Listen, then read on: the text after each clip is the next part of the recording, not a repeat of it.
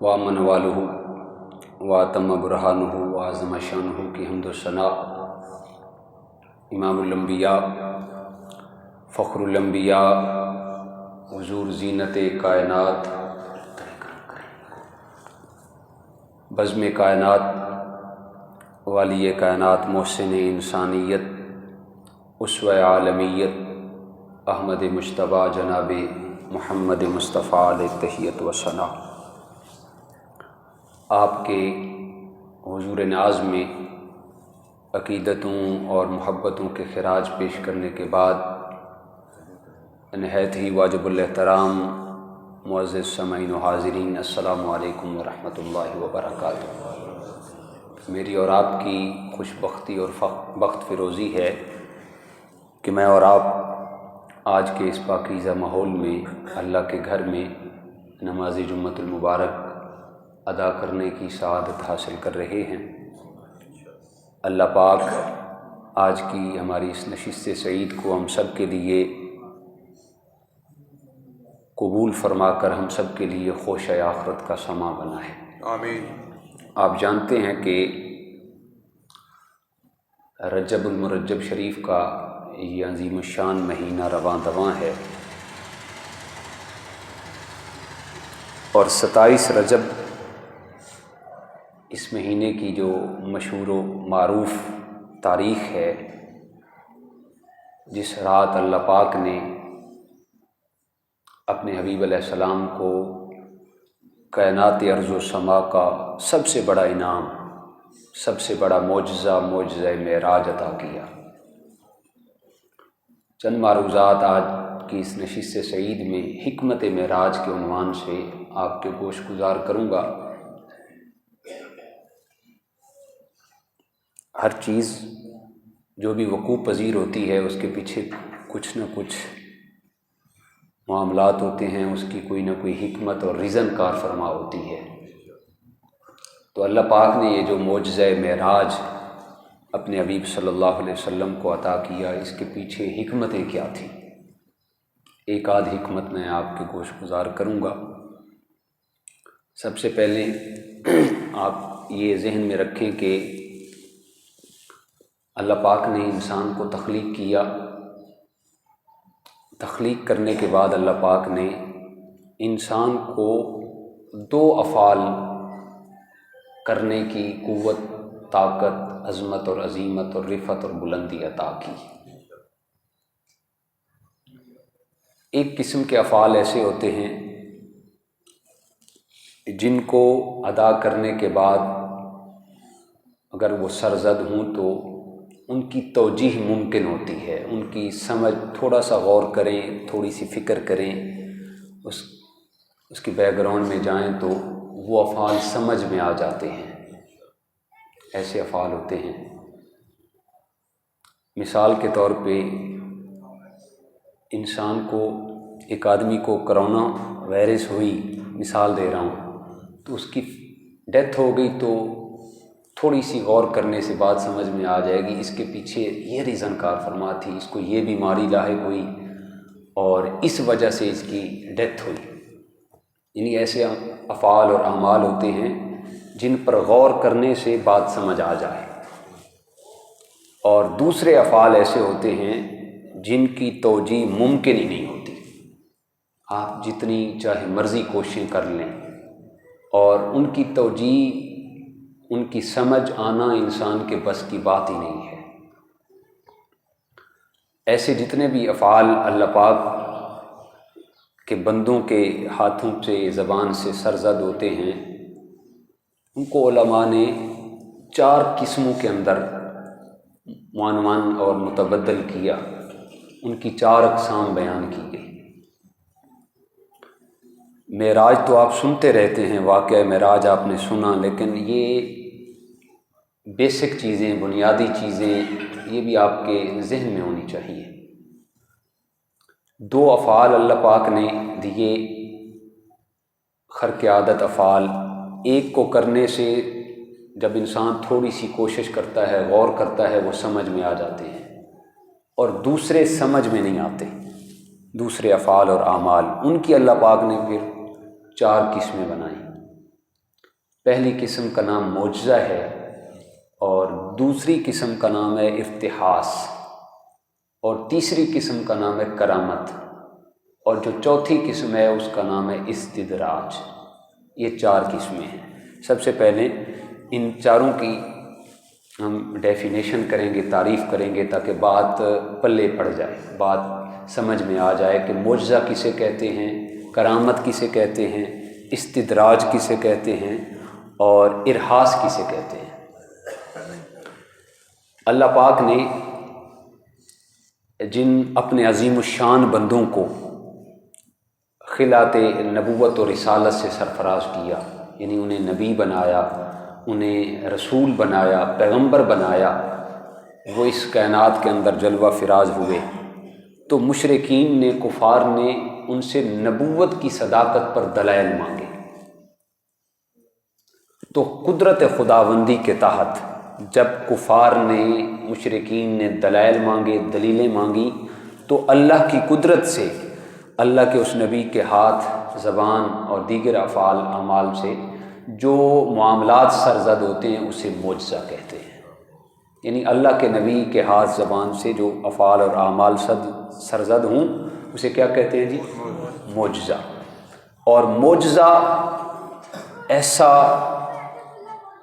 Sentence ہے جو انسانی ذہن سے اوپر ہوتا ہے، انسان کے ذہن میں نہیں آتا۔ اس پر جتنی چاہے مرضی کوششیں کر لیں، انسان کے ذہن میں یہ بات نہیں آ سکتی۔ انسان کے ذہن میں یہ بات آ سکتی ہے کہ اللہ کے نبی راتوں رات کے مختصر سے حصے میں مکہ سے چلے، مسجد اقصیٰ پہنچے، 2 مہینوں کی مسافت ہے، 2 مہینے سفر کرتا رہے انسان تو مسجد حرام سے مسجد اقصیٰ تک پہنچتا ہے، پھر مسجد اقصیٰ سے 7 آسمان کراس کیے، پھر ملائے اعلیٰ میں پہنچے، حتیٰ کہ اس مکان تک پہنچے جس کا نام لا مکان ہے، جہاں پہ مکان کی کوئی خاصیت ہی نہیں۔ تو یہ بات عقل میں نہیں آ سکتی۔ تو انبیاء کے ہاتھ، زبان سے اگر ایسے معاملات سرزد ہوں تو انہیں کیا کہتے ہیں جی؟ معجزہ۔ اور دوسری قسم جو انسانی ذہن میں اس کی توجیہ ممکن نہیں، اس کی سمجھ نہیں آ سکتی، جتنی چاہے مرضی کوشش کر لیں، اس کا نام ہے ارہاس۔ ارہاس اس چیز کو کہتے ہیں جو اللہ کے نیک بندے، اللہ کے نبی، رسول، پیغمبر کی ولادت کے وقت واقعات رونما ہوں یا ولادت سے پہلے واقعات رونما ہوں، اسے ارہاس کہتے ہیں۔ معجزہ بھی برحق ہے شریعت کے اندر، ارہاس بھی برحق ہے۔ جس طرح میرے اور آپ کے پیارے آقا کی جب آمد دلربا ہوئی تو حضرت سیدہ آمنہ فرماتی ہیں میں نے کئی ہزار میل بعد پر مکہ میں بیٹھ کر ملک شام کے محلات دیکھے۔ یہ ارہاس ہے۔ اور یہ تاریخ بتاتی ہے جب مصطفیٰ جان عالم صلی اللہ علیہ وسلم کی آمد ہوئی تو آسمان بالا کے ستارے زمین پر اتر کر آسمانی صحباں پہ لوگوں پر نور کی کرنیں برساتے ہوئے زمین پہ اتر آئے۔ یہ ارہاس ہے۔ اور حضرت سیدہ آمنہ فرماتی ہیں جب مصطفیٰ جان عالم کی ولادت باسعادت ہوئی تو مجھ سے نور ظاہر ہوا، آس پاس خوشبوئیں پھیل گئیں۔ یہ ارہاس کے واقعات ہیں۔ اس کے بعد کرامت ہے تیسرے نمبر پر۔ اللہ کے نیک اور برگزیدہ بندوں کے ہاتھوں پہ یا زبان سے جو کلمات سرزد ہوں، اللہ کا نیک بندہ کہہ دے مسلمان ہو جا تو وہ مسلمان ہو جائے، جس طرح خواجہ معین الدین معین بے کساں خواجہ غریب نواز کے دیکھنے سے 90 لاکھ لوگوں نے کلمہ پڑھا، یہ کرامت ہے۔ جس طرح حضرت سیدنا سلیمان علیہ السلام کی بارگاہ میں بیٹھنے والا آپ کا تابعی حضرت آصف بن برخیہ، آپ نے فرمایا ملکہ سبا آنے والی ہے، ملکہ بلقیس آنے والی ہے، اس کا تخت کون لائے گا؟ تو جن نے کہا کہ میں لا سکتا ہوں، لیکن معاملات تھوڑے دیر والے تھے۔ آپ نے فرمایا اور کون لا سکتا ہے؟ جناب آصف بن برخیہ کھڑے ہوئے عرض کرتے ہیں حضور میں لا سکتا ہوں۔ کب تک لاؤ گے؟ آنکھ جھپکنے سے پہلے لاؤں گا۔ تو یہ کرامت ہے۔ شریعت کے اندر معجزہ بھی برحق ہے، ارہاس بھی برحق ہے اور کرامت بھی برحق ہے۔ چوتھے نمبر پر ہے جی استدراج، جو آج کل ہمارے ہاں عرف عام میں بہت زیادہ مشہور ہے۔ ہم اس کو کرامت سمجھتے ہیں، اس کو معجزہ بھی سمجھ لیتے ہیں، اللہ کی قدرت بھی سمجھ لیتے ہیں، لیکن ہوتا وہ استدراج ہے۔ استدراج کی شریعت کے اندر کوئی گنجائش نہیں۔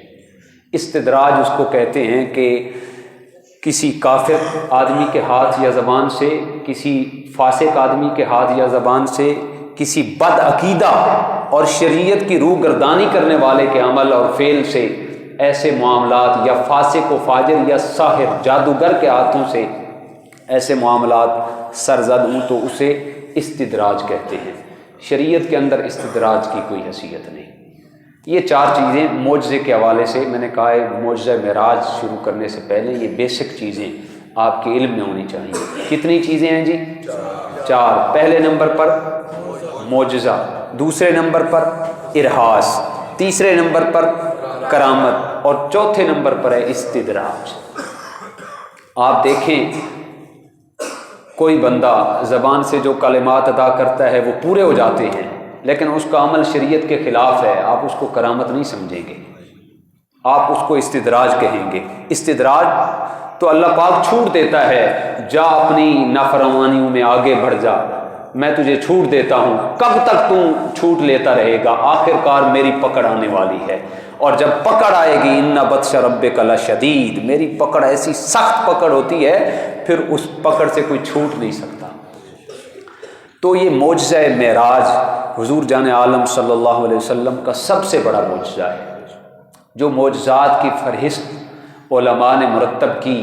ویسے تو آپ سر سے لے کر پاؤں تک سراپا معجزہ ہے۔ حضور جان عالم صلی اللہ علیہ وسلم کو اللہ نے سراپا معجزہ بنایا، لیکن جو سب سے بڑا معجزہ ہے حضور جان عالم صلی اللہ علیہ وسلم کا، وہ معجزہ قرآن ہے، اور دوسرے نمبر پر جو بڑا معجزہ ہے وہ معجزہ معراج ہے۔ سب سے بڑا معجزہ معجزہ قرآن۔ اور اللہ پاک کی عادت ہے، اللہ پاک ہر دور میں اپنے اپنے نبیوں کو اللہ نے معجزے عطا کیے تاکہ اس وقت کے ابلیس اور فرعون اور نمرود جیسے لوگوں کے منہ بند کر دیے جائیں۔ تو اللہ پاک نے انبیاء کو اسی دور کے مطابق معجزے دیے۔ جب میرے اور آپ کی آقا کی صلی اللہ علیہ وسلم کی آمد دلربا ہوئی تو اس وقت زبان کو بڑا عروج حاصل تھا، ہر گھر کے اندر فصیح و بلیغ شاعر تھے، اور ہر گھر کے اندر پورا عرب فصیح و بلیغ تھا، اور شاعری پر انہیں کمال کی مہارت حاصل تھی۔ تو اس وقت ماحول ایسا تھا، اگر کوئی اچھی شاعری کرتا تو اس کے شعر کو خانہ کعبہ کے غلافوں کے ساتھ معلق کر دیا جاتا، اور اس پر لوگ ناز کرتے، غرور اور فخر کرتے، ہے کوئی اس کی مثل شعر بنانے والا، اس کی مثل شعر بنا کے دکھائے۔ تو جب اللہ پاک نے ایسا عالم دیکھا، مشاہدہ کیا، اور پھر حضور جان عالم صلی اللہ علیہ وسلم کی جلوہ فرازی ہوئی، تو اللہ پاک نے اپنے حبیب کو معجزہ قرآن عطا کیا۔ اور پھر اللہ پاک نے خود فرمایا، عرب کے شاعروں، عرب کے فصیح و بلیغ انداز میں مشاعرہ کرنے والے شاعروں، تم بھی بڑی شاعری کرتے ہو، بڑے فصیح و بلیغ ہو، ذرا اس قرآن کی مثل ایک سورت تو لا کے دکھاؤ۔ سورہ کوثر نازل ہوئی تو خانہ کعبہ کے غلاف کے ساتھ 6 مہینوں سے زائد وہ آیات بینات معلق رہیں، لیکن کسی کے اندر جرت نہ ہوئی قرآن کی مثل ایک سورت لا کے دکھا سکے۔ تو اللہ پاک نے معجزہ قرآن عطا کیا۔ پھر اللہ پاک یہ بھی جانتا تھا کہ ایک حضور علیہ السلام کی ابتدائی دور ہے، ابتدائی دور میں زبان و بیان کو عروج حاصل تھا، کیونکہ میرے مصطفیٰ کی نبوت صرف کچھ لمحات کے لیے نہیں، اس وقت سے لے کر قیام قیامت تک مصطفیٰ جان عالم صلی اللہ علیہ وسلم کی نبوت باقی و ساقی ہے۔ آپ کے بعد کوئی نبی نہیں آنا۔ اس وقت زبان کو عروج حاصل تھا تو اللہ نے معجزہ قرآن دیا، اور پھر اللہ یہ بھی جانتا تھا کہ قرب قیامت سائنس نے اتنی ترقی کرنی ہے، ایجادات اتنی کثیر سے کثیر ہونی ہیں، اتنی وسیع ہونی ہیں کہ لوگوں نے جہاز بھی بنا لینے ہیں، لوہے لاکھوں ٹنوں من وزن اٹھا کے ہواؤں پر معلق، ہواؤں پہ راج کر رہا ہے۔ اللہ پاک جانتا تھا کہ سائنس نے اتنی ترقی کرنی ہے، تو اللہ پاک نے زمانے آخر کے لوگوں کے ذہن و گمان اور تخیلات کو توڑتے ہوئے اس وقت اللہ پاک نے اپنے حبیب کو معجزہ معراج عطا کیا۔ کہ میں جو معجزہ اپنے حبیب کو دے رہا ہوں، معجزہ معراج، وہاں تک سائنسدانوں کا تخیل بھی نہیں پہنچ سکتا، وہاں تک سائنسدانوں کے زاویے بھی نہیں پہنچ سکتے۔ میں نے اپنے حبیب کو ایسا عظیم الشان معجزہ عطا کر دیا ہے، ساری کائنات، ساری دنیا، بڑے بڑے سائنسدان ایڑی چوٹی کا زور لگا لیں، جہاں پر میرے مصطفیٰ کے قدم پہنچے ہیں وہاں پر ان کی پرواز بھی نہیں پہنچ سکتی۔ سبحان اللہ۔ میرے مصطفیٰ کے قدموں کو اللہ نے یہ عروج عطا کر دیا، ایسا کمال عطا کیا، تو اللہ نے اس موقع پہ اپنے حبیب کو معجزہ معراج دیا۔ نعرہ تکبیر، نعرہ رسالت، نعرہ حیدری، نعرہ غوثیہ۔ تو کوئی بھی کام ہوتا ہے اس کے پیچھے کوئی نہ کوئی ریزن ہوتی ہے۔ یہ عربی کا ایک مقولہ ہے کہ فعل الحکیم لا یخلو عن الحکمہ، کہ حکیم یعنی دانا آدمی کا کوئی بھی کام وہ حکمت سے خالی نہیں ہوتا، یہ عربی کا مقولہ ہے۔ تو جو بھی انسان کام کرتا ہے، میں جمعہ پڑھا رہا ہوں، یہ خطبہ دے رہا ہوں، میری ایک وجہ ہے، ریزن ہے، تاکہ آپ لوگوں کو اویئرنیس دوں، آپ لوگوں تک دین اسلام کا پیغام پہنچاؤں، جو میں نے پڑھا وہ آپ تک پہنچاؤں۔ آپ جمعہ پڑھنے کے لیے آئے، اس کی وجہ ریزن ہے کہ اللہ نے آپ پہ فرض کیا ہے، جمعہ کی نماز فرض ہے۔ تو اللہ پاک نے جب معجزہ معراج عطا کیا، اس کے پیچھے کون سی حکمتیں کار فرما تھی؟ حالانکہ اللہ پاک کی ذات کے متعلق ایسے معاملات سوچنا بھی گناہ ہے کہ اس کے کام کے پیچھے کوئی حکمت ہوگی تو اس نے اپنے فائدے کے لیے یہ کام کیا ہوگا، نہیں، اللہ ان سب چیزوں سے پاک ہے۔ اللہ پاک نے جب اپنے حبیب کو معجزہ معراج عطا کیا، یہ ذہن میں رکھیں، 11 نبوی کے اندر یہ معجزہ عطا کیا گیا۔ کب عطا کیا گیا؟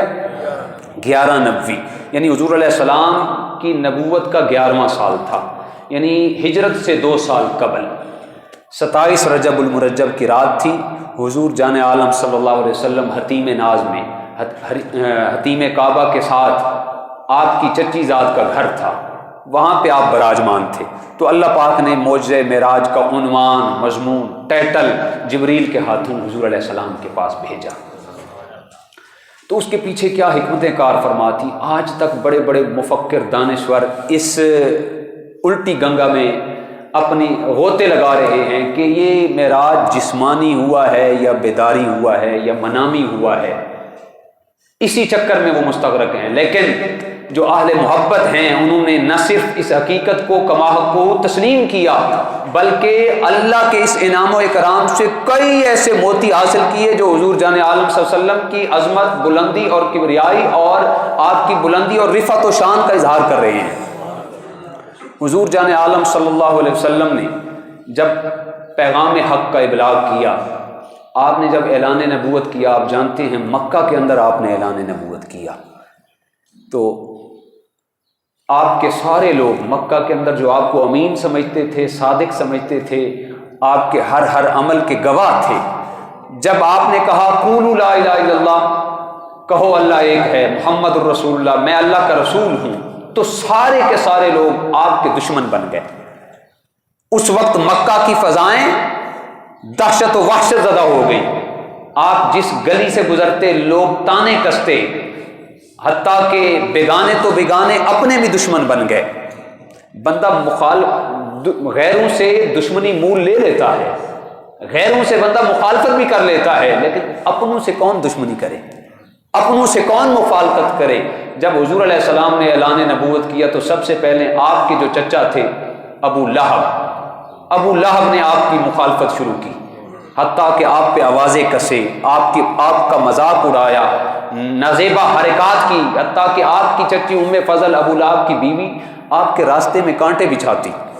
اور ایک موقع ایسا آیا تو حضور علیہ السلام نے ہاتھ بلند کر کے ایک اعلان کیا تو وہ کہنے لگی ام جمیل، اے محمد آپ کے ہاتھ ٹوٹ جائیں، نعوذ باللہ معاذ اللہ، آپ کا بازو ٹوٹ جائے۔ جب اس طرح گستاخانہ جملے کہے تو اللہ پاک نے پھر اس کی مذمت اور ٹھکائی میں بھی پوری سورہ لعب نازل کی قرآن کے اندر، فرمایا تو میرے مصطفیٰ کے ایک ہاتھ کی بات کرتی ہے، تمہارے دونوں ہاتھ ٹوٹ جائیں۔ تو اس سے یہ بات واضح ہوتی ہے جب اپنی ذات کا معاملہ ہو انسان کے اندر قوت برداشت ہونی چاہیے، لیکن جب غیرت ایمانی کا جذبہ ہو، جب حضور علیہ السلام کی عزت، آپ کی ناموس کا معاملہ ہو، تو وہ بندہ بغیرت ہے جو چپ کر جائے، اس وقت معاملہ ایسا ہونا چاہیے جیسے اللہ پاک نے ہمیں پیغام دیا، تو نے ایک ہاتھ کی بات کی، میں خود خدا ہو کر کہتا ہوں تمہارے دونوں ہاتھ ٹوٹ جائیں، تمہارے دونوں ہاتھ ٹوٹ جائیں۔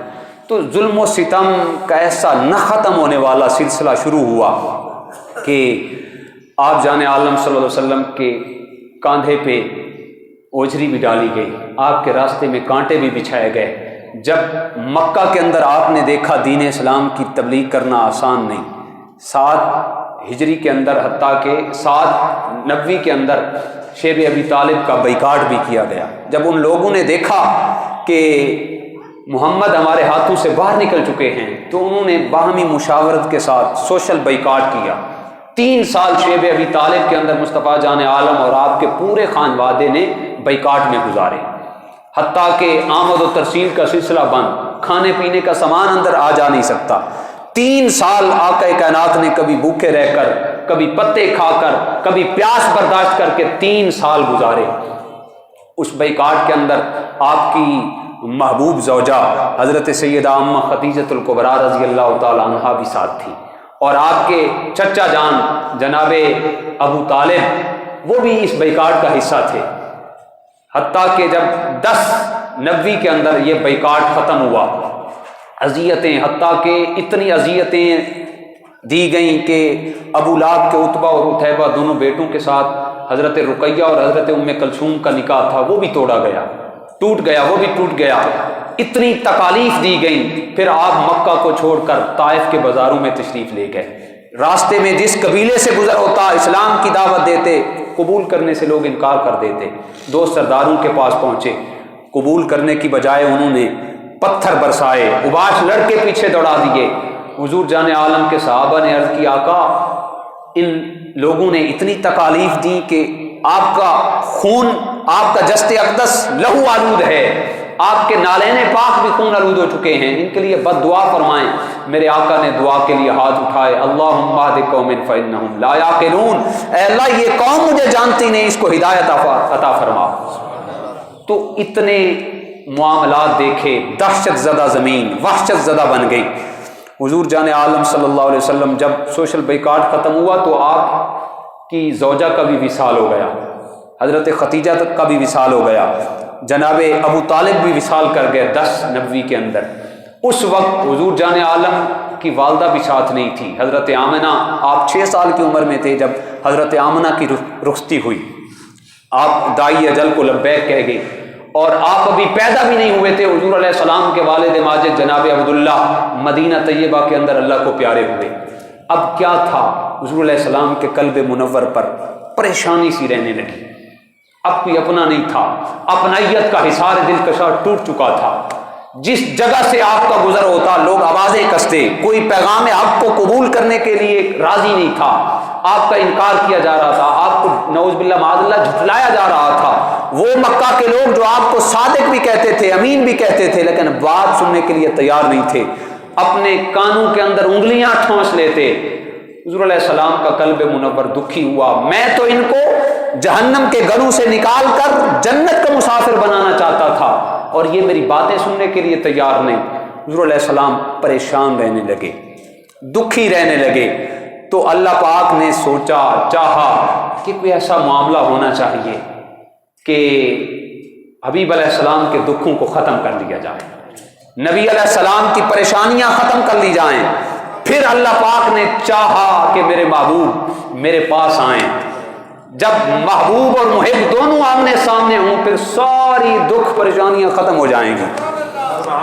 پھر اللہ پاک نے حبیب علیہ السلام کے دکھوں کا مداوع کرنے کے لیے، جب آپ پریشان رہتے، پریشانیوں کو ختم کرنے کے لیے میرے آقا حریم کعبہ کے اندر جلوہ فراز ہیں، ساری رات رو کر امت کے لیے دعائیں کرنے والے حبیب آج شام ہوتے ہی چادر اوڑھ کر سو گئے۔ اللہ پاک نے چاہا کہ آج حبیب علیہ السلام کے دکھوں کو ختم کیا جائے۔ اللہ پاک نے فرمایا جبریل جاؤ، جا کر میرے محبوب کو یہ پیغام دے کے آؤ، ان اللہ اشتاق الی لقائک، آپ کا رب اے حبیب آپ کے دیکھنے کے اشتیاق میں ہے۔ کیسا ٹائٹل ہے محبتوں بھرا، کیسا عنوان ہے۔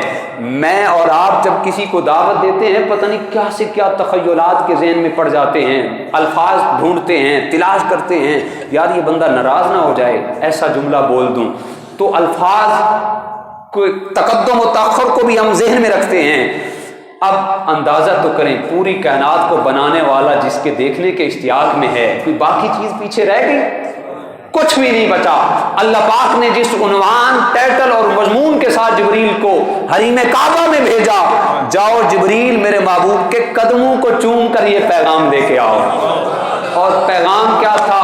اے حبیب آپ کا رب آپ کے دیکھنے کے اشتیاق میں ہے، آپ کا رب آپ کو دیکھنا چاہتا ہے۔ والضحیٰ، اے حبیب کبھی اللہ کہتا ہے والضحیٰ، اے حبیب آپ کے چہرے کی قسم، پھر اللہ کہتا ہے واللیل اذا سجا، صرف چہرے کی نہیں، اے حبیب آپ کی زلفوں کی بھی قسم ہے۔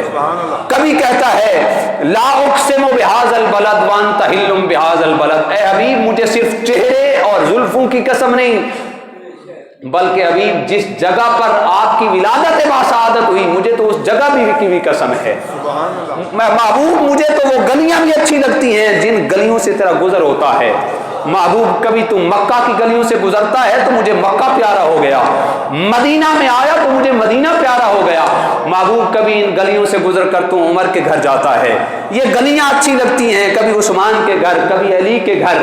محبوب ان گلیوں کے اندر تیرے سانسوں کی خوشبو رچی بسی ہوئی ہے، مجھے یہ گلیاں اچھی لگتی ہیں۔ فرمایا والضحیٰ آپ کے چہرے کی قسم، واللیل اذا سجا آپ کی زلفوں کی قسم، اور پھر آخر میں یہ فرما دیا لامرو کا محبوب مجھے تو آپ کی پوری زندگانی کی قسم ہے، پوری زندگی ایک لمحے کی نہیں بلکہ لامرو کا پوری عمر کی قسم۔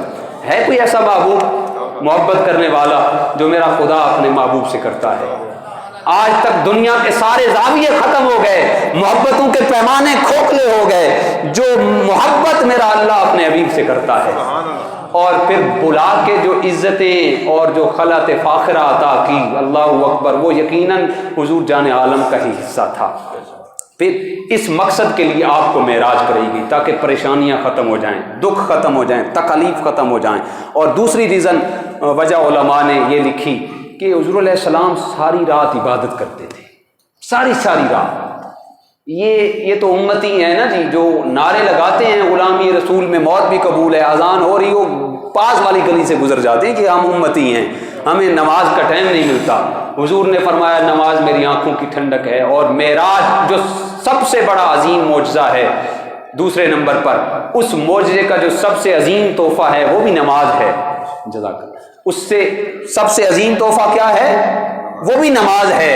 حضور جان عالم صلی اللہ علیہ وسلم ساری رات عبادت کرتے، حتیٰ کہ ایسا انسان ہے نا جی، وہ اگرچہ خیر البشر انسان تھے لیکن ساری رات عبادت کرنے کی وجہ سے آپ کے پائے اقدس میں سوزش آ جاتی، سوج جاتے، پاؤں سوجتے۔ تو ایک دن حضور علیہ السلام عبادت کر رہے تھے، پائے اقدس کے اندر سوزش تھی، اللہ سے دیکھا نہ گیا۔ اللہ پاک نے فرمایا جبریل اے فرستادہ خدا ذرا میرے پاس آؤ۔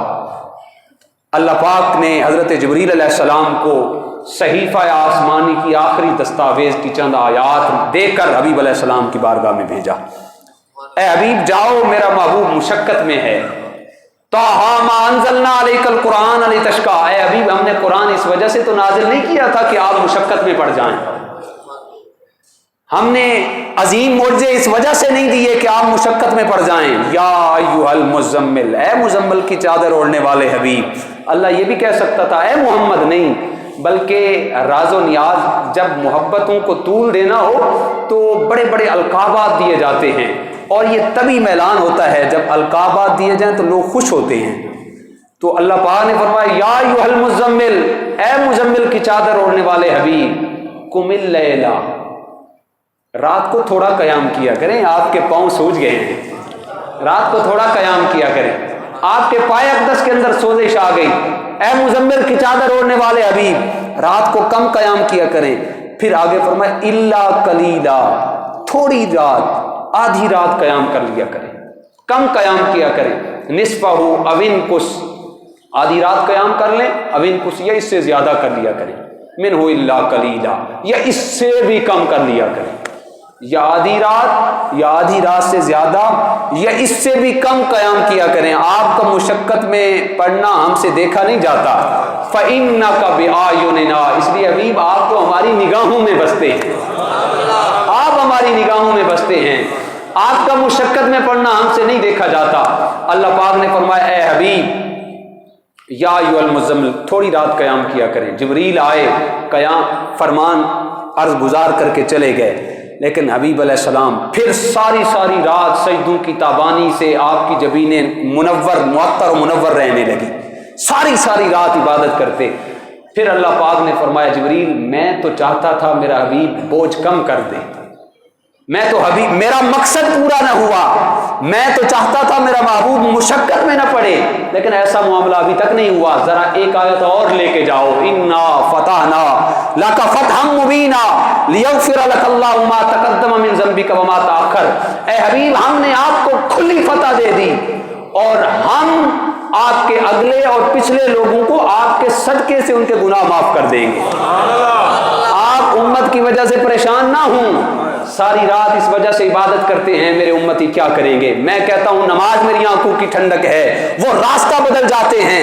اے حبیب آپ پریشان نہ ہوں، ہم آپ کے صدقے سے آپ کے امتیوں کے اگلے اور پچھلے گناہ معاف کر دیں گے۔ ترجمہ نگاروں نے اس پہ بھی بڑی ترجمہ نگاری کی، لیکن ترجمہ وہ ترجمہ ہوتا ہے جو عشق و محبت سے لبریز ترجمہ ہو۔ ہم آپ کے صدقے سے آپ سے پہلے والے لوگوں کے اور آپ کے بعد والے لوگوں کے گناہ آپ کے صدقے سے معاف کر دیں گے۔ تو حضور علیہ السلام نے جب یہ خوشخبری سنی تو پھر حضور علیہ السلام سجدہ شکر ادا کرتے ساری رات۔ اللہ نے فرمایا جبریل بات ابھی بھی حل نہیں ہوئی، میں تو چاہتا تھا ابھی مشقت میں نہ پڑے۔ ہم نے مزمل کی چادر بھی سنائی، ہم نے رات کو، اب دیکھیں نا ذرا اس کا موازنہ کریں، وہ خود خدا ہے، خالق ہے، چاہتا اے محمد آدھی رات قیام کریں صلی اللہ علیہ وسلم، کہہ سکتا تھا، آرڈر دیتا، لیکن جہاں پہ محبتیں ہوتی ہیں نا جی وہاں پہ چوائسز بھی بہت زیادہ ہوتی ہیں۔ اے حبیب چاہیں تو آدھی رات کر لیں، چاہیں تو اس سے زیادہ کر لیں، چاہیں تو اس سے بھی کم کر لیں، آپ کا مشقت میں پڑھنا ہم سے دیکھا نہیں۔ جب 3 بار آیات آ گئی تو صحابہ کرام نے عرض کی یا رسول اللہ صلی اللہ علیہ وسلم اب تو امت کی بخشش کا مجدہ جاں فضا بھی آ گیا ہے، اب تو مہربانی فرمائیں ساری رات قیام نہ کیا کریں، آپ کا مشقت میں پڑھنا جب اللہ سے نہیں دیکھا جاتا ہم سے کیسے دیکھا جا سکتا ہے، یا رسول اللہ آپ تھوڑا کم قیام کیا کریں۔ تو پھر میرے مصطفیٰ نے جو جملہ ارشاد فرمایا وہ دل کی تختی پہ نوٹ کرنے والا جملہ ہے۔ حضور علیہ السلام نے فرمایا کہ افلا اکون عبدا شکورا، کیا میں اپنے رب کا شکر گزار بندہ نہ بن جاؤں؟ حضور علیہ السلام نے پھر صحابہ کرام کو مخاطب کر کے فرمایا صحابہ میں اس وجہ سے اللہ کا شکر ادا کرتا ہوں، مجھے شک ہے کہیں میری امت بخشش و مغفرت کا مجدہ جاں فضا سن کر نافرمانیوں میں نہ لگ جائے، میں اپنے رب کا شکر ادا کرتا ہوں، میرا اللہ تیرا شکر ہے تو نے مجھے ایسے انعام و اکرامات عطا فرمائے۔ تو اللہ پاک نے اس وجہ سے اپنے حبیب علیہ السلام کو ملاقات، پھر جب دیکھا گیا حبیب علیہ السلام ہر معاملات میں پیچھے نہیں رہتے، پھر اللہ پاک نے چاہا کہ اپنے پاس بلا کر آخری تسلی دوں میں۔ جب مزمل کی چادر کا بھی واقعہ انا فتحنا لک سارا آ گیا، پھر فإنک بأعیوننا آپ ہماری آنکھوں میں ہیں، پھر بھی مصطفیٰ باز نہیں آتے عبادت کرنے سے، پھر اللہ پاک نے چاہا اب آخری حل یہ ہے کہ حبیب کو اپنے پاس بلاؤں، سامنے بٹھاؤں، سامنے بٹھا کر کہوں اے حبیب بتا کیا چاہتا ہے، تیری رضا کیا ہے۔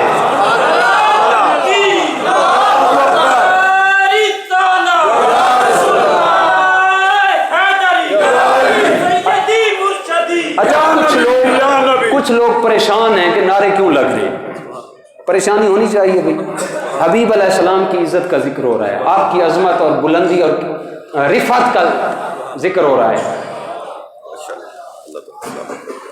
تو اللہ پاک نے چاہا کہ تسلیاں میں نے بڑی دے دیں، اب حبیب کو اپنے پاس بلاؤں اور فاصلہ بھی بیچ میں نہ رہے، وہی لا مکان کے مکی ہوئے، سر عرش تخت نشیں ہوئے۔